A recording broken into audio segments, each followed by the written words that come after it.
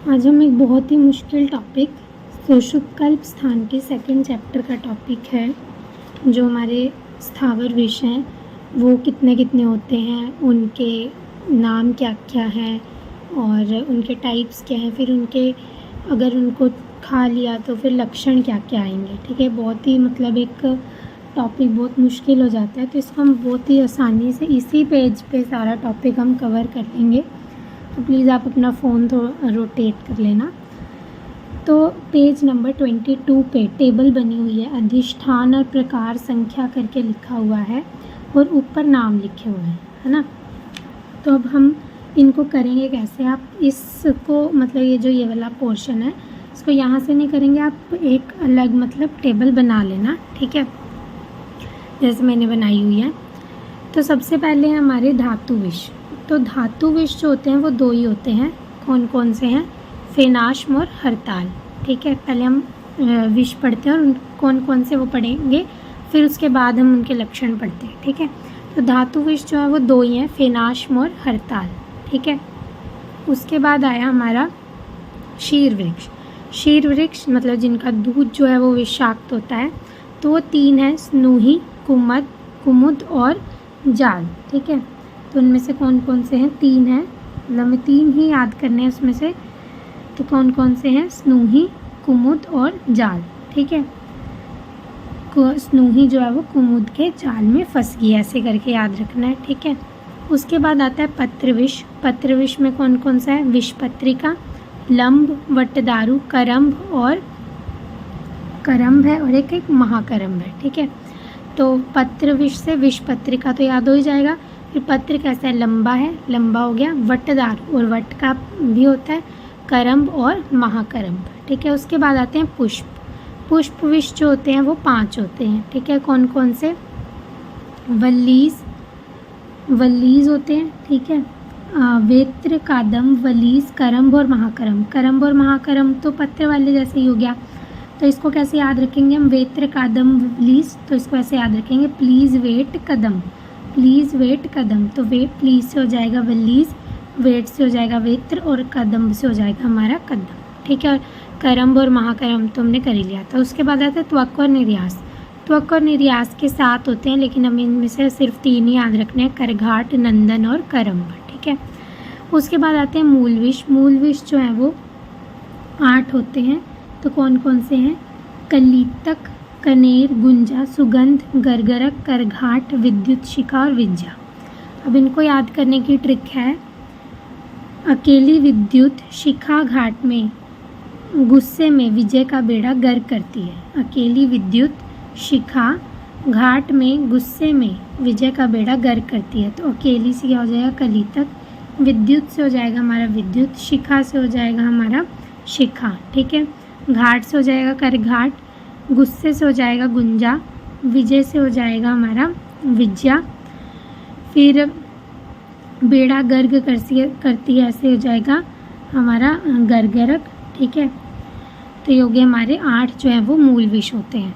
उसके बाद आते हैं फल विष जो कि हैं 12, उनको याद करने की ज़रूरत नहीं है। ठीक है, और कंद विष जो है वो है हमारे वत्सनाभ, सरशप, पालक, मुस्त, ये ऐसे नहीं पूछते अलग से, पुंडरीक, हलाहल, महाविष और करकटक। ठीक है, तो धातु विष कौन से? फेनाश्म और हरताल।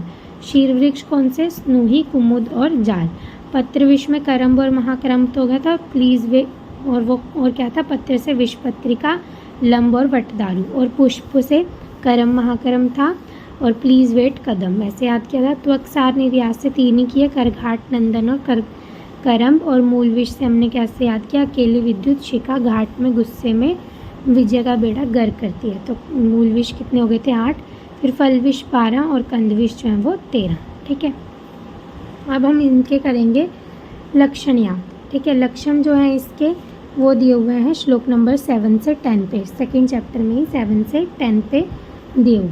ठीक है, अब देखो कैसे करने हैं। जो धातु विष है उसको हमने याद रखना है, उससे क्या हो जाएगा? मूर्छा, हृतपीड़ा और तालुदाह 3 हो जाएंगे। महत, इसको कैसे याद रखना है? महत, मूर्छा, हृतपीड़ा और तालुदाह, धातु को छू लिया तो महत हो जाएंगे। ठीक है, फिर उसके बाद आता है शीर वृक्ष। शीर वृक्ष से क्या क्या हो जाएगा? अतिसार, फेनाश्म और गुरु जीवा। ठीक है, तो इसको याद कैसे रखेंगे? अति फेन युक्त शीर पीने से जीवा भारी। अति फेन युक्त शीर पीने से जीवा जो है वो भारी होगी। तो अतिसार, अति से अतिसार, फेन से फेनाश्म और जीवा भारी से गुरु जीवा। ठीक है, ये हो गया शीर वृक्ष का। उसके बाद है पत्र वृक्ष से क्या हो जाता है? जृंभा, अंगुद्वेष्ट और श्वास। तो पत्री, जृंभा, एटन से श्वास, मतलब जो पत्री है, पत्र है वो जृंभा और ऐंठन से श्वास लेता है। हम ऐसे जब उबासी लेते हैं तो जृंभा भी आती है हमें और ऐंठन भी, ऐसे भी करते हैं हम ना, अंगड़ाई भी लेते हैं। तो जृंभा होगी, अंगुद्वेष्टन हो गया और श्वास हो गया। ठीक है, उसके बाद है पुष्पविष। पुष्पविष कैसे याद रखेंगे हम? पुष्पा से अधिक मोह करोगे तो वमन होगा। तो अधिक से हो गया आत्मन, मोह से मोह और वमन से वमन हो गया। ठीक है, त्वक्सार निर्यास, इनको कैसे याद रखेंगे? त्वक्सार निर्यास जो तो पत्ते वगैरह हम सिर पे ही बांधते हैं ना, तो इसको ऐसे याद रखना है। सिर की कठोरता से दुर्गंधित स्राव, सिर की कठोरता से दुर्गंधित स्राव। शिरोरुक, कठोरता से हो जाएगा पारुष्य, दुर्गंधित से हो जाएगा आस्य दुर्गंधी और स्राव से हो जाएगा कफ का स्राव। ठीक है, उसके बाद आता है मूलविष। मूलविष से प्रतान, मूल रूप से मोह से ऐंठ गए। जो प्रताप कर लो या फिर प्रलाप कर लो, तो प्रताप से हो जाएगा प्रलाप, मोह से मोह, ऐंठ गए से उद्वेष्टन हो जाएगा। ठीक है, मूल विष के सेवन से। उसके बाद आता है फलविष। फलविष में क्या है? मुश्क में दाह से फलों से द्वेष। ठीक है, मुश्क में अगर दाह हुई तो फलों से जो है वो द्वेष हो जाएगा। इसको ऐसे याद रखना है। तो मुश्क, शोफ, दाह और अन्न द्वेष। ठीक है, तो धातु विष से क्या था? महत, मूर्छा, हृदपीड़ा और तालु दहा। ठीक है, फिर था शीर विष। तो शीर विष से क्या था? अति फेनयुक्त शीर पीने से जीवा क्या हो गई थी? भारी हो गई थी। उसके बाद आते हैं पत्र विष। पत्र विष से कैसे था? पत्री, जृंभा, ऐंठन से श्वास। ठीक है, पुष्प विष कैसे था? पुष्पा से अधिक मोह करोगे तो वमन होगा। त्वक्सार निर्यास में सिर की कठोरता से दुर्गंधित स्राव। मूल विष में क्या था? प्रताप, मूल रूप से मोह से ऐंठ गए। फल विष में मुश्क से दाह, फलों से द्वेष। ठीक है, जो कंद विष है उसमें देखो, जो वत्सनाभ है, अगर वत्सनाभ का सेवन किया तो ग्रीवा स्तंभ हो जाएगी और पीत वीण मूत्र नेत्रता हो जाएगी। ठीक है, वत्सनाभ से क्या होगी? वत्स की ग्रीवा स्तंभ होगी और उसको पीला मूत्र और नेत्र आ रहा है। ठीक है, उसके बाद आया सरशब। सरशब से क्या हो जाएगा? अनाहत। सरशब कैसा होता है? गोल। अनाहत विवाद की वजह से तो ये हो जाएगा। ठीक है, फिर है पालक। पालक से क्या होगी?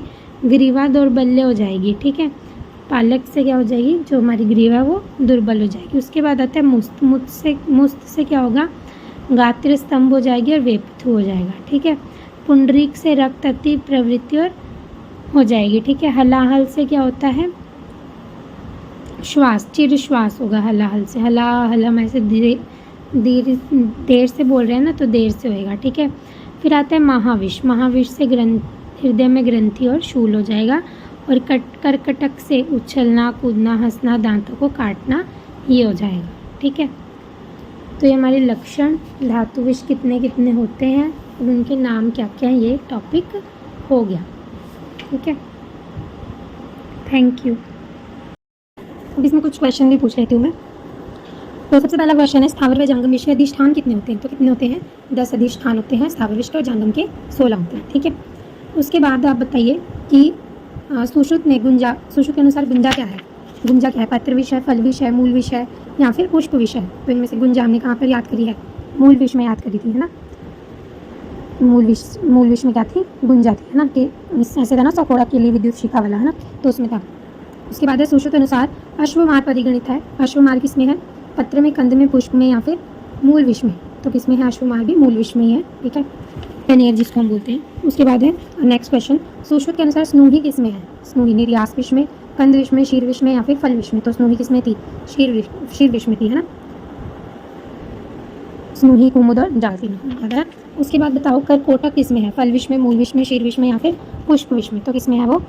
करकोटक किसमें है? फल विष में है। ठीक है, करकटक या करकोटक लास्ट में हमने पढ़ा था ना, उछलना कूदना जिसके लक्षण थे।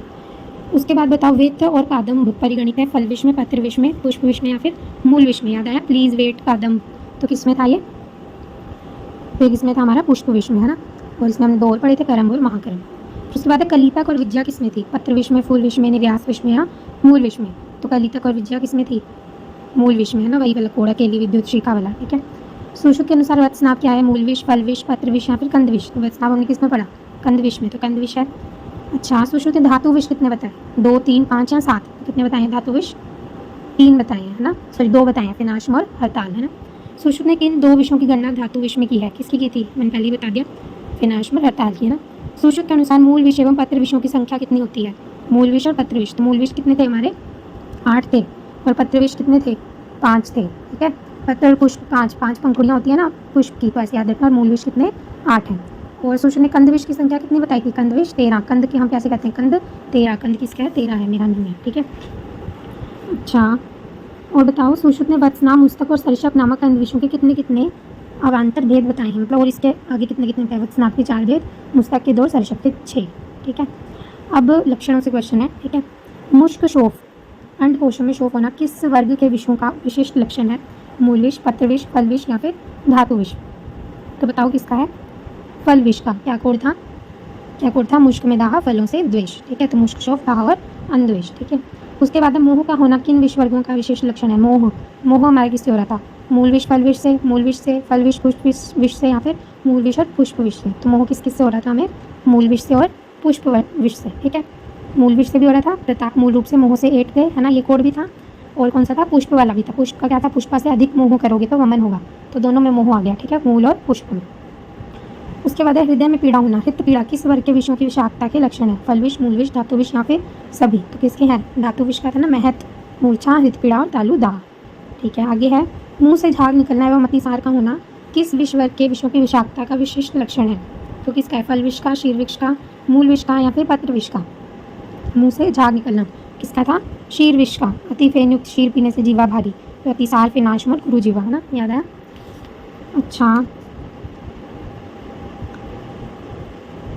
बताओ, एक व्यक्ति ने एक विषाक्त द्रव्य का सेवन किया जिसके परिणाम स्वरूप उसकी गर्दन जकड़ जाती है, उसके नेत्र पीले हो जाते हैं और वे पीले रंग के ही मलबे मूत्र का त्याग करता है, तो संभावित विष होना चाहिए मुस्तक, विलातक, करवीर या फिर वत्सनाभ? तो क्या था? वत्सनाभ, ना, याद है। ग्रीवा स्तंभ और पित्त वेण मूत्र ने ऐसा मैंने बताया था कि वत्स जो है वो क्या करेगा? पीला मूत्र व मल का त्याग करेगा, है ना। अच्छा, मुस्तक विष की विषाक्तता के लक्षण क्या है? मुस्तक विष की गात्र स्तंभ वेपतु, नेत्र रक्ता व उदर वृद्धि, श्वास कृच्छता व कृष्ण वर्णता या फिर अतिसार व पीत नेत्रता? तो क्या है? गात्र स्तंभ व वेपतु, ठीक है, मुस्तक, ये भी हमने याद किया था। तो ये हमारे हो गए, ठीक है। तो अच्छे से पढ़ना इस टॉपिक को। Thank you.